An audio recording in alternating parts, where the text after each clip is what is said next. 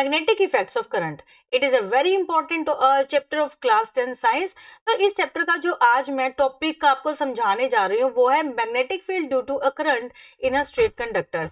तो इस वीडियो के अंदर मैं आपको एक्सप्लेन करूंगी ये पूरा टॉपिक, तो प्लीज आप मेरी वीडियो को एंड तक देखिएगा ताकि इस टॉपिक के रिलेटेड जितनी भी ऑब्जर्वेशन है वो आपको अच्छे से क्लियर हो जाए और आप ये टॉपिक बड़े अच्छे से ग्रैप कर लो।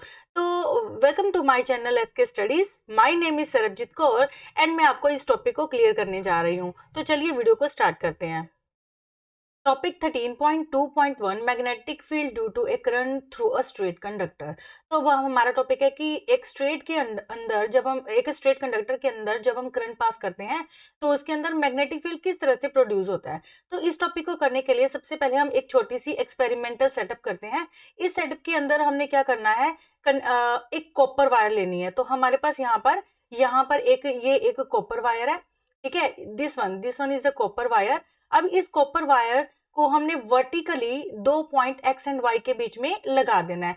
जैसे कि ये एक्स एंड वाई दो पॉइंट है, इन दोनों वायर पॉइंट्स के बीच में हमने इस कॉपर वायर को यहाँ पे लगा देना है। और फिर उसके बाद हमने इसको एक बैटरी एक प्लग की के साथ कनेक्ट करना है। ये हमने यहाँ पे बैटरी अटैच कर दी, यहाँ पे हमने एक प्लग की लगा दी, इसके साथ हमने यहाँ पे अटैच किया एमीटर, और यहाँ पे हमने क्या लगा दिया, रियोस्टेट। अब ये रियोस्टेट क्या होता है? रियोस्टेट किसी भी सर्किट के अंदर करंट की वैल्यू को चेंज करता है ना। स्प्रिंकल, अब उसके बाद हमने क्या करना है, ये जो हमने वायर लगाई थी इसके अंदर हमने एक कार्डबोर्ड को बड़े आराम से इसके अंदर डाल देना है। अब ये कार्डबोर्ड जो है ना वो यहाँ पे फिट होना चाहिए, ठीक है। अब इसके बाद हमने क्या करना है, sprinkle some iron filing uniformly on the cardboard. अब इस कार्डबोर्ड के ऊपर हमने क्या करना है, आयरन फिलिंग को यहाँ पे सारी जगह पे स्प्रिंकल कर देना, रख देना है। नाउ अब हमने क्या करना है, keep the variable of the rheostat at a fix position. अब हमने क्या करना है, यहाँ पे जो ये रियोस्टेट है इसकी वैल्यू को फिक्स कर देना है और फिर देखना है जैसे फिर उसके बाद हम क्या करेंगे, प्लग की को ऑन करेंगे। तो प्लग की को जब हम ऑन करेंगे तो अब हमारा रियोस्टेट तो एक फिक्स पोजीशन पर है। तो अब हम क्या करेंगे, यहाँ से एमीटर की रीडिंग को नोट कर लेंगे। Now close the key so that a current flow through the wire, ensure that the copper wire placed between the point x and y remain vertically straight. अब हमने क्या करना है, अब हमने एमीटर के अंदर से करंट की वैल्यू को मेजर कर लिया। अब हमने इसके अंदर एक बात का ध्यान रखना है कि ये जो कार्डबोर्ड है अब वो इसके अंदर फिक्स होना चाहिए और ये जो वायर है कॉपर वायर ये बिल्कुल स्ट्रेट होनी चाहिए इसके अंदर, इस एक्सपेरिमेंट के अंदर। Now gently tap the cardboard a few times. अब हमने ये जो कार्डबोर्ड है इसके ऊपर जो आयरन फिलिंग हमने रखी थी, तो अब हमने इसको कार्डबोर्ड को बड़े जेंटली बड़े आराम से टैप करना है 2-3 बारी। तो observe the pattern of the iron filings. अब हम क्या देखेंगे, जैसे ही हम यहाँ पे कार्डबोर्ड को टैप करेंगे तो ये जो इस कार्डबोर्ड के ऊपर जो आयरन फिलिंग्स पड़ी हुई थी वो अपने आप को इस अलाइनमेंट के अंदर अलाइन कर लेंगी, मतलब कि ये कंसेंट्रिक सर्कल्स की फॉर्म ले लेंगी ये जो आयरन फिलिंग्स थी यहाँ पे। Now observe the pattern of the iron filling. You would find that the iron filling align themselves, showing a pattern of concentric circle around the copper wire. तो हमने जैसे ही यहाँ पे टैप किया तो यहाँ पे जो आयरन फिलिंग्स थी उन्होंने concentric सर्कल की शेप ले ली। अब what do these concentric circle represent? अब ये जो concentric सर्कल आए ये क्या रिप्रेजेंट कर रहे हैं, तो ये रिप्रेजेंट कर रहे हैं मैग्नेटिक फील्ड लाइंस, राइट। तो अब यहाँ पर हमारे पास कॉन्सेंट्रिक सर्कल आगे मीन टू से हमारे पास क्या आ गई, मैग्नेटिक फील्ड लाइंस। अब हमने how can the direction of the magnetic field be found. अब हमारे पास मैग्नेटिक फील्ड लाइंस तो आ गई। अब हमने क्या करना है कि हमें पता लगाना है कि यहाँ पे जो मैग्नेटिक फील्ड इस जगह पे प्रोड्यूस हुआ यहाँ पे उसकी डायरेक्शन क्या है। तो इसकी डायरेक्शन का पता लगाने के लिए हम क्या करेंगे, इस पूरे कार्डबोर्ड पर एक पॉइंट पी लेंगे, वहां पे हमने एक रख देनी है कंपास नीडल, ठीक है। अब ये जो कंपास नीडल है ये क्या करेगी, जब मैग्नेटिक फील्ड यहाँ पे प्रोड्यूस हुआ है उसकी डिफ्लेक्शन देगी। तो जिस डायरेक्शन में इस कंपास नीडल की डायरेक्शन जाएगी वो हमें क्या कर देगा, इंडिकेट नॉर्थ डायरेक्शन, ठीक है। तो इसका मतलब अगर इस वायर के अंदर जो करंट है वो ऊपर से नीचे की तरफ आ रहा है, डाउनवर्ड डायरेक्शन में आ रहा है, तो इस केस के अंदर जो मैग्नेटिक फील्ड लाइंस की जो डायरेक्शन होगी वो क्या हो जाएगी, ये हो जाएगी हमारी क्लॉकवाइज डायरेक्शन, ठीक है। तो इस तरह से कंपास नीडल रख के हम यहाँ पे मैग्नेटिक फील्ड लाइन की डायरेक्शन का पता लगा सकते हैं। उसके बाद क्या, Does the direction of magnetic field lines get reversed if the direction of the current through the straight copper wire is reversed? अब हमारे यहाँ पे ऑब्जर्वेशंस हमने जो डिफरेंट डिफरेंट लेनी है उसके अंदर अब हम यहाँ पे देखेंगे कि अब हमने जो पहले जैसे करंट हमारा प्रोड्यूस हो रहा था, हमने देखा कि इस वायर के अंदर जो हमारा करंट है वो x to y नीचे की डायरेक्शन में फ्लो कर रहा है। तो उस केस में जो हमारी मैग्नेटिक फील्ड की डायरेक्शन आई वो क्या आई, क्लॉकवाइज डायरेक्शन। कहते हैं अगर हम यहाँ पर जो बैटरी हमने लगाई हुई है अगर हम उसकी डायरेक्शन को रिवर्स कर दें, मीन टू से अगर हम यहाँ पे करंट की डायरेक्शन को रिवर्स कर दें तो क्या होगा। अगर हम यहाँ पे करंट की डायरेक्शन को रिवर्स करते हैं तो अब जो हमारा करंट होगा फिर वो नीचे से ऊपर की तरफ mean to y to x जाएगा। तो इस केस में हम ऑब्जर्व करेंगे कि जो हमारी कंपास नीडल है वो ऑपोजिट डायरेक्शन में डिफ्लेक्शन देगी और इस केस के अंदर जो हमारा करंट जो मैग्नेटिक फील्ड लाइंस की डायरेक्शन है वो क्या हो जाएगी, एंटी क्लॉकवाइज डायरेक्शन। ठीक है ना। अब हम नेक्स्ट हमने थिंग क्या देखनी है, क्या हमने देखना है कि what happens to the deflection of the compass needle placed at a given point if the current in the copper wire is change.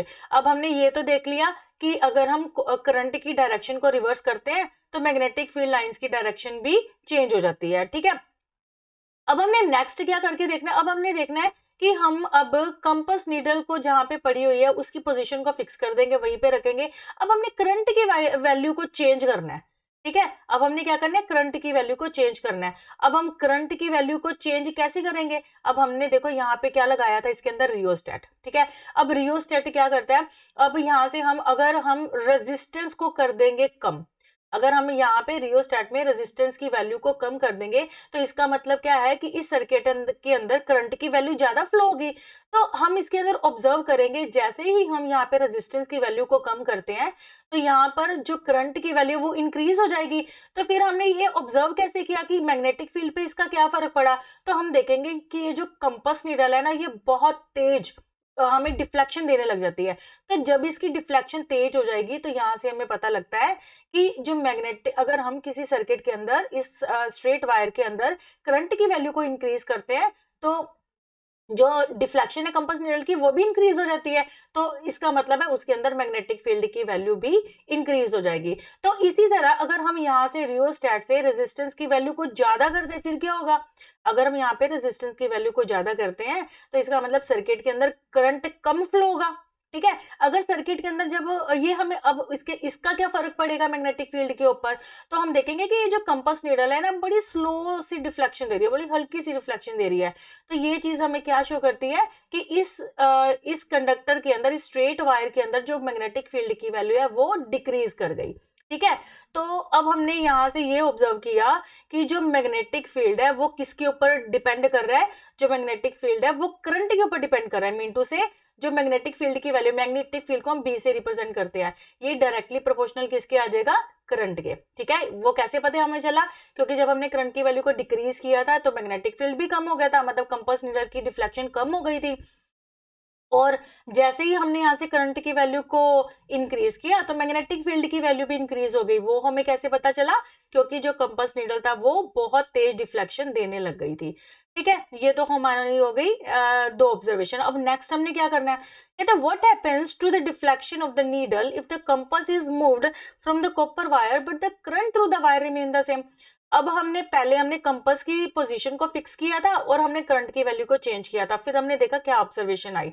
अब हम क्या करेंगे, अब हम इसके सर्किट के अंदर करंट की वैल्यू को फिक्स कर देंगे और अब हमने कंपास की जो पोजीशन है उसको चेंज कर देना है। अब हम फिर से डायग्राम को देखते हैं।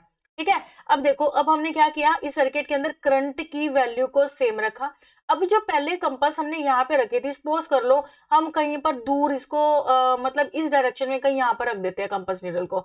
अब हम क्या देखेंगे कि करंट की वैल्यू तो सेम ही फ्लो कर रही है, पर जैसे ही हम इस पॉइंट से इस पॉइंट पर हमने कंपास नीडल रखी तो उसकी डिफ्लेक्शन पहले से कम हो गई। ठीक है, फिर हमने यहाँ से इसको उठाना है और दूर रख देना है, यहाँ से और दूर रखेंगे। फिर हम क्या ऑब्जर्व करेंगे कि इसके अंदर जो डिफ्लेक्शन है और कम हो रही है। तो इससे हमें क्या पता चलता है कि जैसे जैसे हम इस स्ट्रेट वायर से, कंडक्टर से दूर जाते हैं, वैसे वैसे जो कंपास नीडल की डिफ्लेक्शन है वो भी कम हो रही है। तो ये जो इसकी डिफ्लेक्शन है वो क्या शो करती है, तो इससे ये शो करती है कि जैसे जैसे हम स्ट्रेट कंडक्टर से दूर जाते हैं वैसे वैसे जो मैग्नेटिक फील्ड की वैल्यू है वो भी डिक्रीज कर जाती है। तो अब हमें यहाँ से क्या पता चला, इससे हमारे पास क्या रिलेशन आई, तो इससे हमारे पास रिलेशन आई कि जो मैग्नेटिक फील्ड की वैल्यू है वो डिस्टेंस के ऊपर डिपेंड करती है, और वो डिस्टेंस की क्या होती है, इनवर्सली। मीन टू से अगर जो कंपास नीडल है वो उस स्ट्रेट कंडक्टर के पास में पड़ी है तो उसके अंदर डिफ्लेक्शन ज्यादा होगी। ये क्या शो करता है कि वहां पर मैग्नेटिक फील्ड की वैल्यू ज्यादा है, ठीक है। और हम जैसे जैसे स्ट्रेट कंडक्टर से दूर जाते जाते हैं वैसे वैसे डिफ्लेक्शन कम हो जाती है। ये शो करता है कि इसके अंदर जो मैग्नेटिक फील्ड की वैल्यू भी कम हो गई है। तो मीन टू से कि जो मैग्नेटिक फील्ड की वैल्यू है वो स्ट्रेट कंडक्टर के नियर तो ज्यादा है, पर जैसे जैसे हम स्ट्रेट कंडक्टर से दूर जाते हैं मैग्नेटिक फील्ड की वैल्यू भी रिड्यूस हो जाती है। तो ये जो हमारे पास अब एक फिगर दे रखा है, इस फिगर के अंदर देखिए, it can be notice that the concentric circle representing the magnetic field around a current carrying straight wire become larger and larger as we move away from it। कहता है कि अब ये जो हमारी स्ट्रेट वायर थी इसको हमने अब इसका लार्ज व्यू शो किया है।